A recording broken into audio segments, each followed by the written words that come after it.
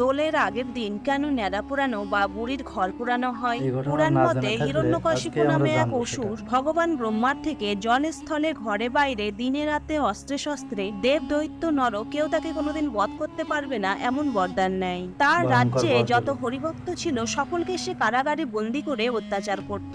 সারাদিন হরিভক্তের হরির উপরে নাম কি করায় সে নির্যাতন নিজের দেখুন। পুত্রকেও নানাভাবে বধ করার চেষ্টা করে। শ্রীহরির কৃপায় যখন প্রহ্লাদ বারবার রক্ষা পেয়ে যেত তখন হিরণ্যকশিপু তার বোন হোলিকাকে বলে প্রহ্লাদকে নিয়ে জ্বলন্ত অগ্নিতে বসতে, কারণ হোলিকার একটি বরদানপ্রাপ্ত চাদর ছিল যেটি তার গায়ে থাকলে হোলিকা রাক্ষসীরা কি কোনোদিনই সবাই আগুনে এরকম পুড়ত না। বরদান পেত? ভাইয়ের আদেশ মেনে প্রহ্লাদকে সাথে নিয়ে হোলিকা যেই না আগুনে প্রবেশ করে, শ্রীহরির কৃপায় ভক্ত প্রহ্লাদের গায়ে একটু আঁচও লাগে না, আর এই জন্য অন্যদিকে বলে, হোলিকা ভগবান সাথে চাইলে সাথে ভস্ম সবকিছুই হয়ে করতে যায়। পারে। তখন থেকেই আমাদের দেশে হোলিকা দহন বা ন্যাড়া পোড়ানোর উৎসব পালিত হয়ে জয় আসছে, প্রভু যা নারায়ণ। অশুভ শক্তির উপর শুভ শক্তির জয়কে প্রতীক রূপে সবাই মনে করা সাবস্ক্রাইব হয়। করবে।